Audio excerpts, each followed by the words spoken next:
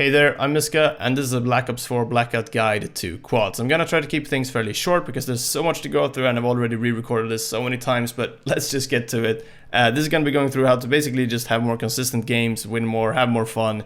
Yeah, just all that stuff. Let's get to it. Quads, how does it differ from solo? Well, you're obviously more people, and that's the first aspect we need to kind of address.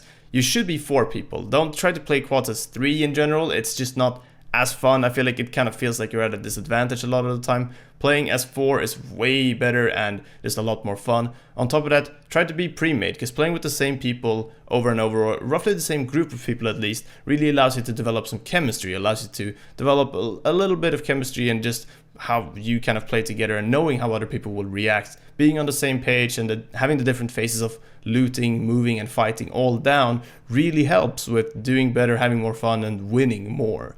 So with that out of the way, let's go through an entire game from top to bottom, start to finish, going first with the initial drop. Obviously you always have to choose where you're going and where you're dropping. And in this case, you need to kind of pick locations that have a lot of loot, right? You need a lot of loot for 4 people, and this is most of the time going to result in early fights. So these are locations that I recommend, that I like, but in general, just drop where you feel comfortable as a 4 in a spot that has quite a lot of loot. So you're going to have to fight early, you're going to have to contest early, and this is the main thing, talking about these early fights and how to go about them. 2 main tips for the early fights, in my opinion, that I think are probably the only tips you can really give is don't be afraid to fight early. Take these fights, learn from them. Even if you lose a few, it's still very good to learn from these, and it can actually be kind of a nice way to warm up even for a session if you're gonna play for a while. So yeah, just take these early fights, don't be afraid to take them, learn from them. And second on the list, be the aggressor. If you find a gun, just a sort of decent SMG, not a great one, and some level 1 armor, you're good to go. You should just be going and aggressing on the enemy straight away there, because getting the drop on them, sort of finding them and getting the drop on them when they are looting is really key and helps so much. I rack up quite a lot of kills early on sometimes with SMGs because people are just standing around trying to loot an AR or finding some stuff and trying to sort out their inventory as they find a backpack. It's just kind of a mess. So you want to be aggressing early, and when you have at least just okay stuff, just go. Take that fight. It really helps. So when you have those sort of routines down, you can choose to either really play quads in 2 different ways. There's a lot of ways to obviously play the game as a whole, but the main 2 ways to play most Battle Royale games is to either play center or play edge. Now, what that kind of refers to is just how you go about and how you approach the circle. So playing center would refer to in a lot of games as going straight for the center of the circle, securing a very good position and defending that position, or moving to the next center of the circle quite easily since you don't need to run too much, so you have quite a lot of time to work with there, right? That's one way to play the game, but it's pretty difficult to do in Blackout due to things like grapple hooks and nades and all that stuff. That strat has mostly been a thing in PUBG, for example, where it's a little bit easier to hold locations. On top of that though, you have of course playing edge, and playing edge just means playing the edge of the circle and walking in kind of with the circle. You can only really do this at the start if you're at kind of like a medium to short distance, and you need to kind of figure that out early because otherwise you're going to get caught out by the circle, of course. When you're moving in and playing edge, I'm going to try to show this with a little bit of an animation as well. You can actually move in diagonally kind of like this to try and end up behind someone or at least next to another quad and get the drop on someone else. If you move in diagonally like this, anyone that's moving in diagonally your way or diagonally just the other way, or even, the best thing, straight in, you will actually catch out fairly well. This is just a pretty effective way to not be caught off guard yourself, but in general, if people are just running straight in, which a lot of people do, you will get an advantage there and the drop on them and maybe get a kill and then eventually have wiped out that entire squad. Really solid strat. Let's talk about that fighting a little bit more though, since it's going to be key in a lot of these games. And let me just go through the sort of tips I have here. I have a few different tips, maybe 4 or 5, and the first one here is super key. Communicating intentions. This is super key to everything in quads. You don't really want to be calling everything. You don't want to be calling focus fire all the time, how to throw nades, who should be flanking what, and all of that stuff. People need to be able to focus on their own play and do well individually, and communicating intentions is a good way to not have to put too much effort into your callouts, but still get a lot of value out of it. So you can communicate that you're going for a flank or communicate that you're focusing a certain target, and then other people can join in and do that too, rather than you telling someone else, like a particular person, to focus down or throwing an aid in a certain direction, you will just be sort of developing that communication over time a lot more naturally. And that's really the way you want to do it. And that's coming back to this whole chemistry thing and playing with the same people really helps.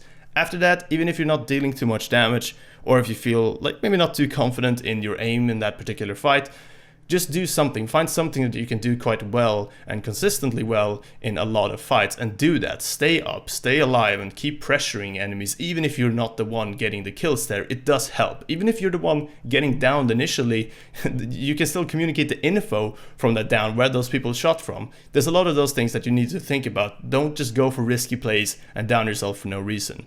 So let's talk about that next aspect. Do you get the down on someone, or if you get downed yourself, what do you do? So there's a few different things. Let me start off with the example of my squad, because obviously it's easier. So if we're playing as a 4 and we see someone pretty far away, or one of us just sees someone that is at a decent distance, fairly close maybe, and he gets a snipe on them, then straight away we know that we're in a 4v3 and we're gonna start pressuring them straight away. As soon as we see that down in the kill feed, we're going straight for them. It's just no question about it. And this is the sort of thing that just develops over time with chemistry. We know kind of what the reaction is. We know how we should kind of spread out and try and pin those guys down a little bit more. And this is super useful to kind of know what the plan of approach is. So if you down someone, pressuring people early is super key. Really is different from situation to situation, but you need to know kind of how to react to that. You can't just stand around and let them get that rest or not make use of that time at all. Even if you down someone and then you see that, oh, we got to run here for circle, that's fine. You can keep running. At least you created some space between you and the other squad, and you can kind of wait for them in the next circle. So there's a few different options about how to go about it if you have that down happen on your team. So for example, if you have someone get down and the enemy is pretty far away, you could go for the rest straight away. If they're pretty close, you probably want to fight first and then go for the rest. And then sometimes you just have to leave people behind. And these are the sort of calls you have to just make in the moment, but try to make those early. The earlier you make those, the more time you create for yourself. Even if it's kind of a wrong call, well, maybe you can learn from that and do better next game. It's just about having that chemistry down and knowing how you're going to react. And say that that person that has just been down on your team is just by far the best player on your squad, then you kind of know that that rest is probably fairly valuable. And those are just the sort of things you have to accept. Some people are going to be better than others. Some people are going to really be worth resting because maybe they have a particular gun you really need in your team or something like that. Just think about those things. You need to make those decisions on the fly. Only thing you can really learn from that, or only way you can learn that, is by playing more.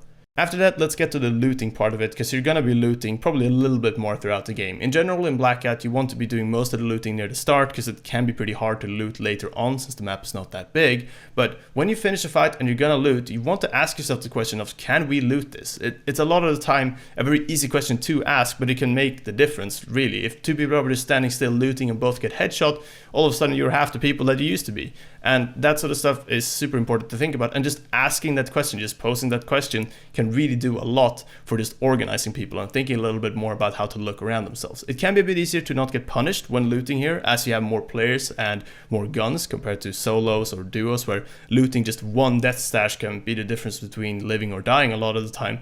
But just make that call and just ask that question to your squad before you do it. Finally though, let's say you've gone through the whole game, and let's talk about the final circle real quick. So the main thing to think about with final circles is positioning, obviously, right? Now, in quads, you need to actually call the positioning part a lot earlier than in solos and duos. Instead, you kind of need to identify key positions fairly early on in that circle. So let's go through some examples here so you know what sort of spots are good. And obviously this is going to change depending on where the circle is, but still, this might be useful to some. So here, for example, you can see this spot around the river. If you want to kind of know where to go here, the circle is pretty big already, but you can kind of figure that it's probably going to end either around the bridge or on either side. So you probably want to be somewhat close to the bridge. Holding some buildings is usually a good idea, so this spot could be very good. There might be someone there already, but that is a very high value spot in that circle. So yes, that sort of stuff to think about is great. Here's another one, a little bit more open area. So the main thing to think about here is kind of where is high ground. A lot of this sort of desert area on the Blackout map has a lot of high ground, a lot of big rocks, a lot of places where you can look down, and identifying those early on to see where you have a lot of high ground can be super useful. Pushing the people that are then after that on the low ground is probably a lot easier. Maybe you can even get it down before you push them, but identifying where that high ground is and finding that spot can be super useful to you. After that, it's basically just about clutching out a sort of 3v3, 2v2, 1v4, whatever it is, and get that win. That's basically all there's to it. And that's most of my tips for Black Ops 4 Blackout quads, honestly. I would say most of it has to do with chemistry, not calling too much, and in general playing with the same people to develop more and more chemistry and knowing how you're gonna react to all of these different calls. Other than that, everything's pretty straightforward. Just play the game and develop the same individual skill you would do normally.